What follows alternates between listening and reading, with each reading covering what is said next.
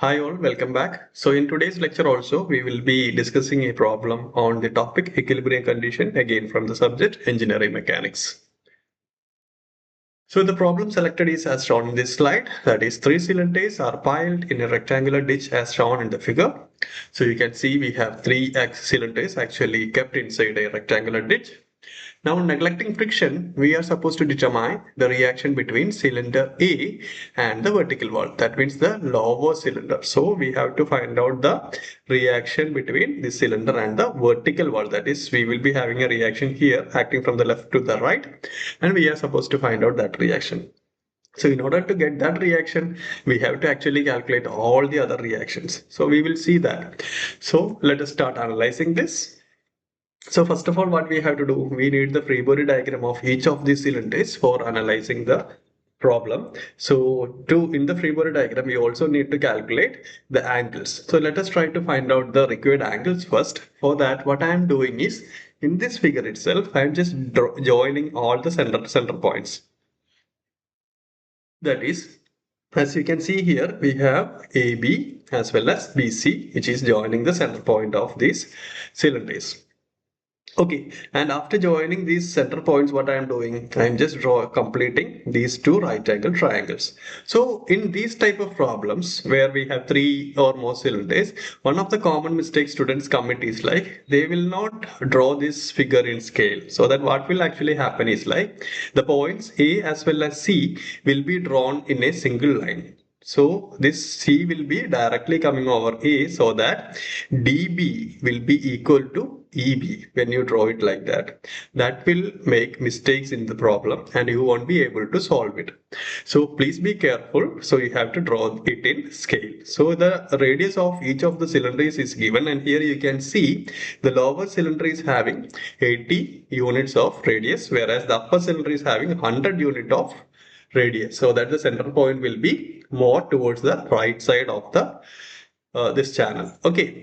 Anyway, coming back, we have these two triangles and the angles are marked as theta 1 and theta 2. The total base length is given as 360 units. Now let's try to find out the value of theta 1 and theta 2. So to find the value of theta 1, I will be focusing on the upper triangle, upper right angle triangle like this. And in this triangle, you already know what is BC. BC will be the radius of this upper triangle plus radius of this middle cylinder. I mean the cylinders. Okay, the radius of the upper cylinder is 100 units and the second one is 120 units.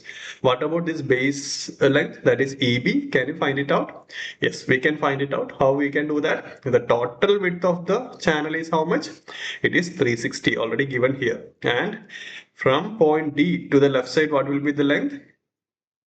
I'm sorry, from point E to the left side, what will be the length? It will be equal to the radius of the upper cylinder, 100 itself, right? And from B to H, what will be the length? It is the radius of the second cylinder. And the length we required is EB, which will be the difference of 360 minus 100 minus 120.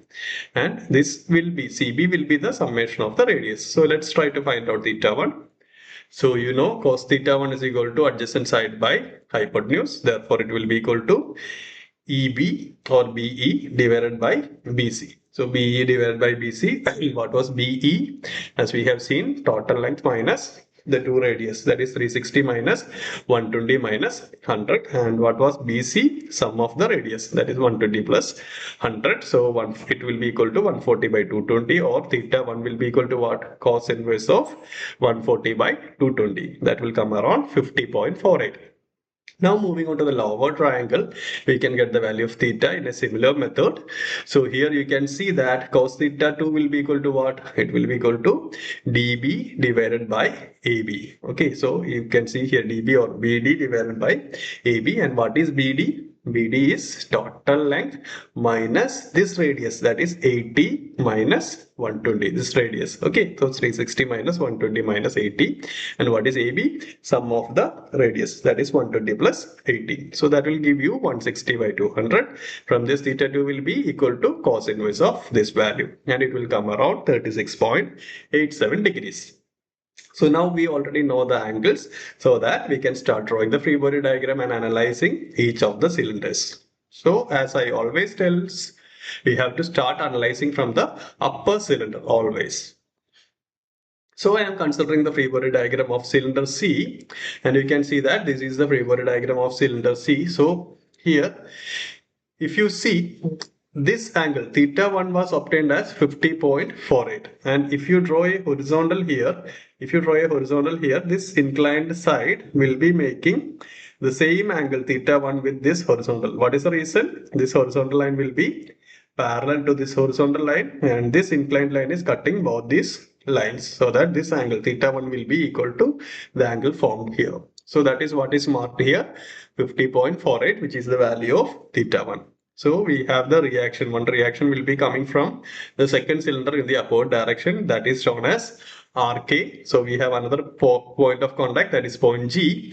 Here our reaction will be in the horizontal direction. RG is shown here. Then we will have the weight which is acting in the downward direction. So these are the three forces which will be acting in this free body diagram. And let us take the first condition of equilibrium, that is sigma Fv is equal to 0. So what will happen? Summation of all the forces and component acting in the vertical direction should be equated to 0. And what are the different forces acting in the vertical direction? So starting with this reaction, it will be having a vertical component acting in the upward direction, whose magnitude will be Rk times sine 50.48. So that is written here, Rk times sine 50.48. Then the next force that is acting in the vertical direction is the weight, that is 40 Newton acting in the downward direction. So I will put a negative sign here and show the magnitude, so minus 40. So these are the two forces acting in the vertical direction. So now the summation of these two forces should be equated to what? Should be equated to 0. And from this you can calculate the value of Rk, and you can see that it will be coming as 51.48 Newton. So now we got the value of this reaction Rk. Now what we can do is, like in this problem we are only supposed to find out the reaction at J. So sometimes they will be also asking about calculating all the reactions. So for example, in this case we can also calculate the value of Rg. So how you can calculate the value of Rg? If you want to calculate the value of Rg, in addition to this condition of equilibrium, you have to apply the second condition of equilibrium in the first free body diagram, that is sigma F H is equal to 0, so that you already know the value of Rk, and in the resulting equation will directly give you the value of Rg. Anyway, coming back, so here we need not do that, because in the question it is specifically asked to calculate only the reaction at point G. So we will be calculating only the necessary things for that. Now moving on to the second cylinder and drawing the free body diagram. Here you can see I have drawn the free body diagram here. The weight of the cylinder is acting like this. At point H we will be having a horizontal reaction, that is shown here. Then we will be having, say we had Rk here, so similarly we will be having a reaction acting in the downward direction with the similar magnitude of Rk. So Rk is shown here, Rk is equal to 51.85, but in the downward direction. And this angle is already obtained, theta 1 was 50.48. And in addition to all these forces, we will be having a reaction from the lower cylinder. So let us mark it as RL. So you can see the RL here, and the angle made by this RL with the horizontal is theta 2, and we have seen the value was coming around 36.87 degrees. So all these things are marked here. Now let us apply our equilibrium condition, sigma Fv is equal to 0. So resolve all the inclined force in the vertical direction, then take the algebraic sum of forces and component acting in the vertical direction. So you can see we have this RL, it will be having a vertical component acting in the upward direction, whose magnitude will be RL times sine 36.87. So that is marked here, RL times sine 36.87. Then we have this weight which is acting in the downward direction, minus 80. Then we have another inclined reaction Rk acting at an angle of 50.48 degrees, and its vertical component also will be acting in the downward direction, therefore it will be minus 51.85 times sine 50.48. Okay, this vertical component will be in terms of sine. So these are the vertical forces acting in the vertical direction, so that our final expression will be RL sine 36.87 minus 80 minus 51.85 times sine 50.48. This can be equated to 0. So once we equate that to 0, what we can do, we will get the value of RL. So from this you can see, if you simplify this, you can easily get the value of RL, and it will be, in this case, it will be equal to 200 newtons. Now what remain is like we have to go to the third cylinder and repeat the same procedure. So let's do that. So considering the free body diagram of cylinder A, the lowermost cylinder, we have reaction at point J, Rj, as well as reaction acting in the upward direction, Rm. In addition to that, we have a reaction from the second cylinder acting like this, which is having the magnitude of RL, which was equal to 200 Newton. And what will be this angle? So if you focus on point A, we can draw a horizontal line here, so that this inclined line will be making angle theta 2 with this horizontal, because this angle is already theta 2. Okay, so that is why we have marked 36.87 here. It is same as the value of theta 2. So we have all the reactions and the weight acting on this free body diagram. Now let us apply the condition of equilibrium. So here, since I am more interested in finding out Rj, I am directly applying the condition of equilibrium, that is sigma Fh is equal to 0, because Rh is a horizontal force, right? So I am just applying this condition so that I can see Rj is actually acting to the right, so that Rj minus, then we have another inclined force 200 Newton at an angle of 36.87 degrees, so that what will happen? This will have a horizontal component acting to the left, so it should be negative. So Rj minus 200 cos 36.87.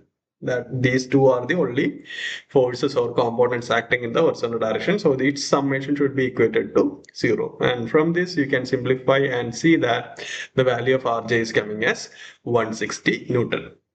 So in this particular problem, we need not calculate the value of Rm, because in the question it is only asked to find the value of this reaction Rg, that is the reaction between the cylinder A and the vertical wall. So this will be your final answer in this case. In case you need to calculate the value of Rm, what you have to do? You apply the second condition of equilibrium, that is sigma Fv is equal to 0, and substitute the required values. It will directly give you the value of the final reaction Rm. So this is how you will solve this type of problem. I hope the concept is clear for you.